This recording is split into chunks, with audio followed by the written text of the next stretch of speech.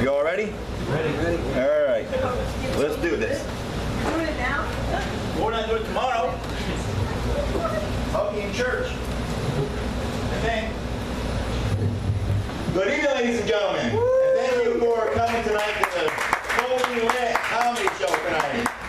I am your host for tonight. My name is Carey, but what the what? Dymond. The brightest thing in the world. I can't say that. The only thing bright on me is my hair.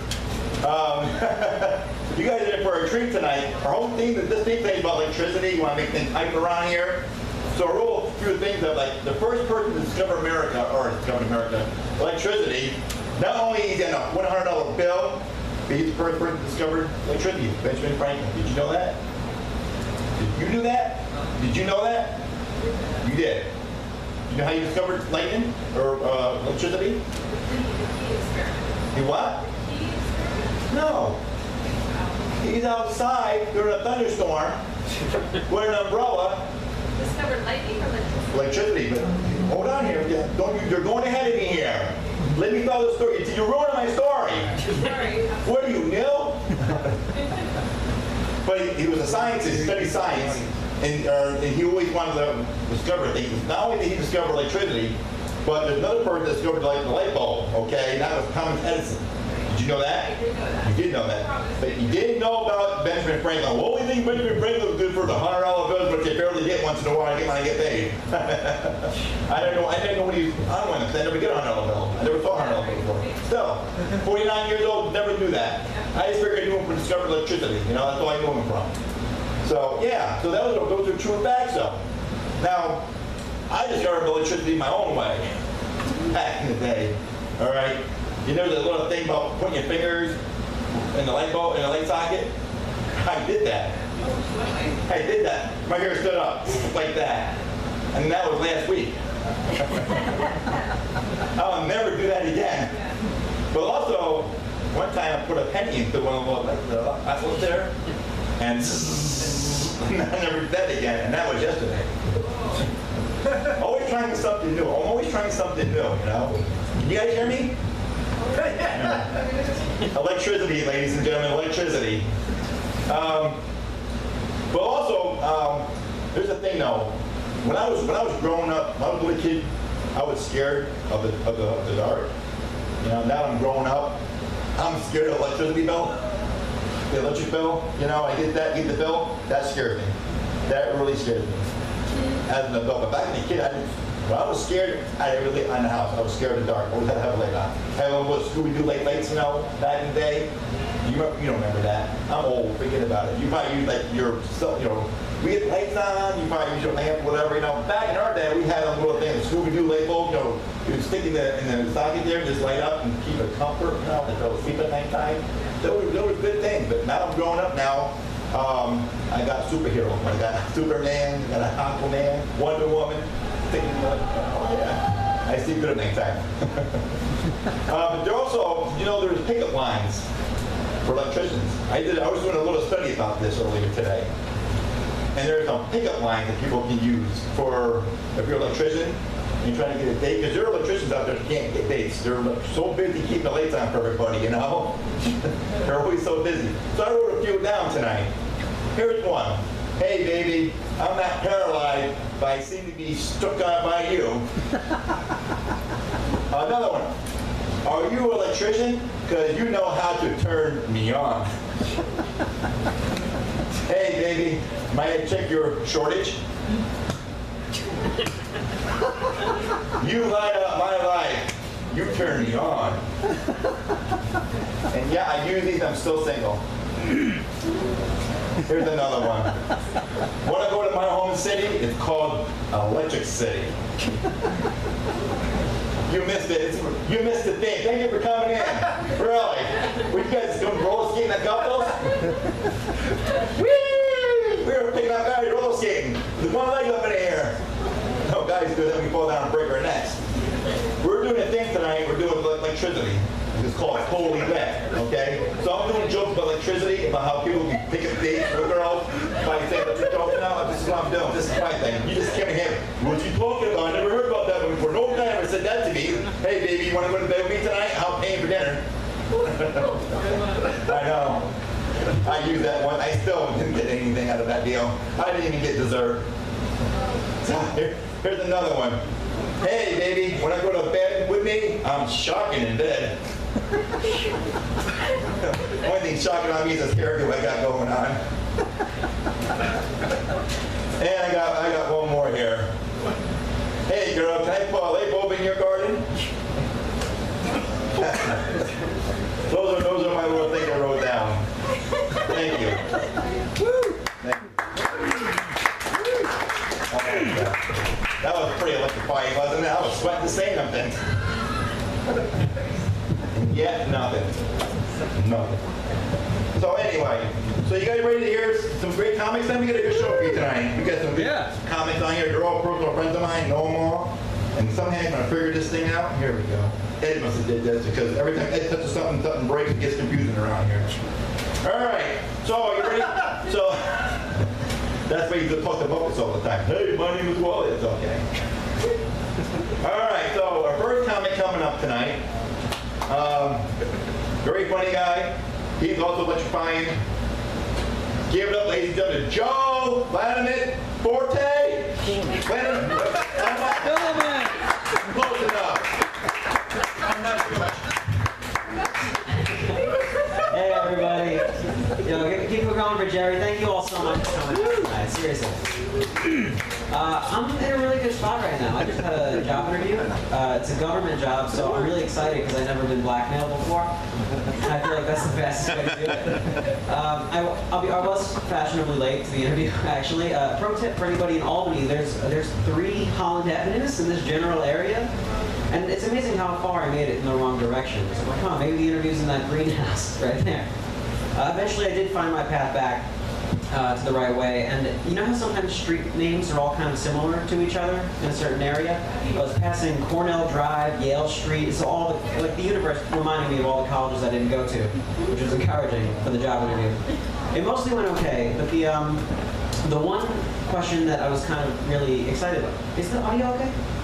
All right, cool. I wanted to interrupt my own story just to make sure everybody's still here.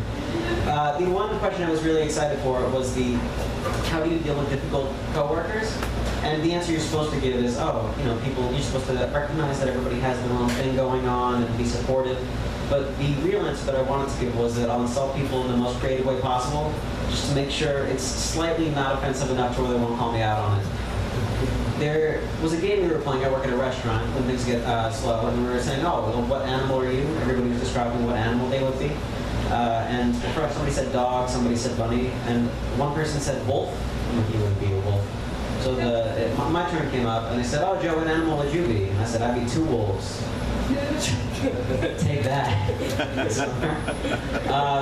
I don't know, the restaurant's not a bad job. I found out what the worst job I've ever seen is, by the way, and it was at the airport. You know, they have the drug dog that sniffs people out? Not the person who holds the leash on the drug dog, but they have a whole separate position for a lady that stands there and goes, please do not pet the dog, keep walking, please don't pet the dog, which is offensive on so many levels. Because, first of all, I like that job exists, actually, because it means that we as a species, even it was the Denver airport, so everybody going by was carrying drugs with them. And people were going, okay, I might get 10 years, but that is an especially fluffy dog. And I think it's cliche to compare people to Hitler, but that lady, like even Hitler liked dogs. So I don't like that she was keeping people from what we care about most as a culture. So the Denver airport, actually, I learned some interesting things, which is, is anybody here into conspiracy theories? No? Okay, so is anybody familiar with the New World Order? No, well, okay, a little brief background is that there's supposedly, in legend, a group of people that, bankers, rich people who run all of society, which apparently their headquarters is underneath the Denver airport. You can look that up, that's the legend. Which I love the idea that there's a super secret society and their headquarters, people are like, yeah, that's in Denver. Like the general public kind of knows. And I don't know, the fact that they're under there in their own secret little tunnels making oil prices higher and a satanic ritual, I don't know exactly what their deal is. But I think the reason the word gets out a lot of the time is because they need like construction workers and stuff, right? They need people who aren't super rich people to work for them. So I love the idea of, a janitor, he comes home covered in ghost blood, as a union worker. His wife's like, "Oh, honey, how was your day at work?" He goes, "Oh, the initiation ceremonies were today." Let me tell you, Elon Musk is a smart guy, but he doesn't know his way around a sacrificial dagger. Mike Pence, right away, he was excellent with it. I have no idea how. A lot of experience. I'm glad that I'm here, though. I'm glad that I'm here right now so I can share my emotions, my words with you. I think it's very important that people have an opportunity to come out and share what they're feeling in the moment. That's why I really like graffiti, actually. Is because it's like a raw form of art, of emotion. My favorite is when people carve shit into tables. There's one bench on SUNY Albany on the campus where people carved a bunch of things in, and some of them really spoke to me. One person carved in, "Life's a mystery." I'm like, all right, you're trying to figure things out, I respect that. And right next to that, somebody else carved in, "Adam took my virginity." I'm like, yeah, that's what's up, I'm with you there. Because that person knows exactly where they're at. Good for you. Good for Adam. These are my authentic recipes, I'd like to call them. I think jokes are like laugh recipes. Sometimes I feel like a Michelin star chef. Right now I feel kind of like I crushed up a bunch of tortilla chips and threw them in scrambled eggs to see what would happen. That's why none of my heroes are comedians. It's mostly chefs, specifically Gordon Ramsay. Because, I'm not sure if you know this, true fact about Gordon Ramsay, he has twice as many Michelin star restaurants as he has forehead wrinkles. Thank you for anybody who laughed at that, because that is objectively my best joke. Not because it's my funniest, just because it's the most mathematically accurate. I spent a lot of time on Wikipedia trying to work that one out. I'll get, like, even about actual recipes, I'll get, not even recipes, orders at restaurants, I'll get defensive. I went to a Five Guys and had a burger with a couple extra things, and the employee ordered back, "Okay, we got a double cheeseburger, it's not standard." What do you mean not standard? I took offense to that. I know it's their job to let them know, but I feel like it was a perfectly fine burger. A lot of people get mad about that kind of thing. I have a couple dads. I don't have time to really go into that, but one tradition I have with my family is that on Thanksgiving we'll make pies together, apple pies. And back in high school, I had my girlfriend over, and she helped cook with us, and she had to do the cinnamon. And instead of doing a teaspoon, she did a tablespoon. And that sounds like a non-story, which is because it is. But still to this day, they'll say to me, "Oh, Joe, how's the girl who ruined the pies?" It's like, first of all, I haven't spoken to that girl in, 5 years? And second, like, why are you so upset about it still? They go, "Well, it's not our fault that you can't choose a woman with good measuring skills." I'm like, I guess you're right, but it's a weird criteria to measure somebody on. What am I talking about? This is very unprofessional. I'm going to do a little bit of quick reading right here. How y'all been? You guys doing all right? Had a good day? No? Okay. Well, I got pulled over, which is awful because it's almost always by a police officer. It's never like a pizza delivery man. Like, "Oh, here's some Papa John's. Have a nice day. Keep going." It was a cop, and she goes, "I'm going to give you a ticket for speeding." I guess allegedly. She couldn't prove it. But I'm like, "All right, yeah, that's fair." She goes, "Just so you know, I strongly recommend that you plead not guilty on this." I'm like, "Well, why did you give me the ticket if you said I'm not guilty at all?" No, but so I did that, and the way I didn't get any points on my license was I had to do a course called the Live at 25, very catchy name. And the best part about it was everybody went through and told their little stories about how they got their ticket. And my favorite was one guy who goes, "Yeah, I was doing 50 on State Street," and the instructor was like, "Where? What State Street? Where exactly?" And the person was like, "Right out there, out the window."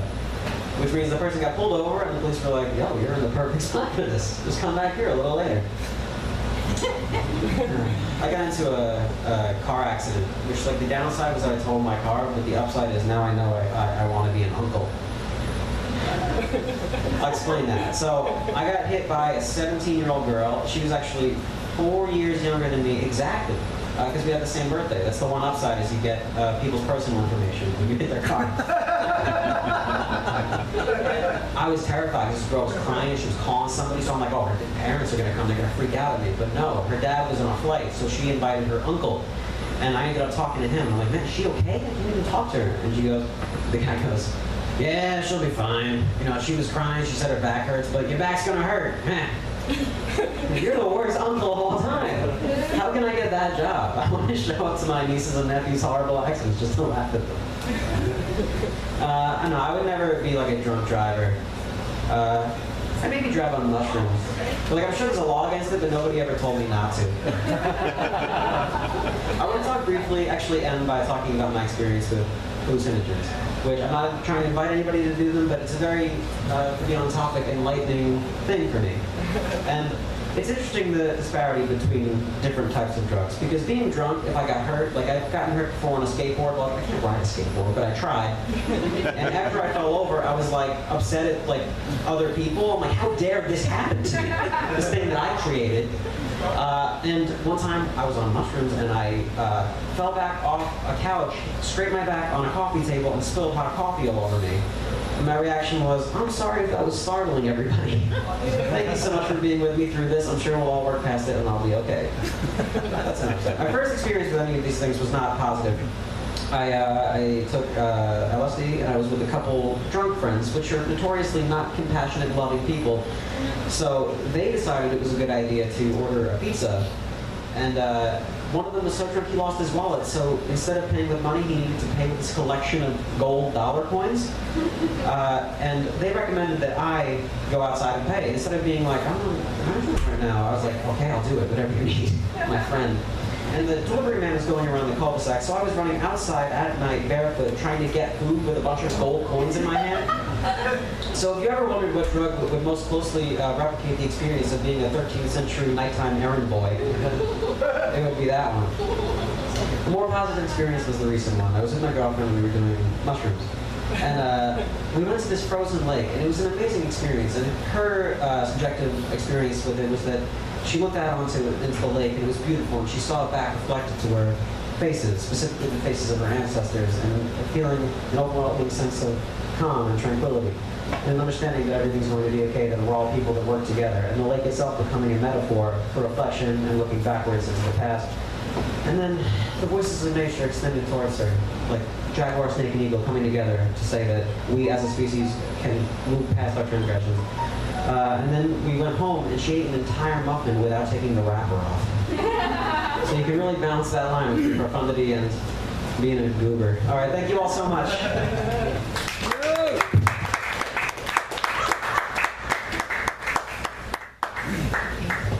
Give it Joe. Joe, lighting it up tonight. All right.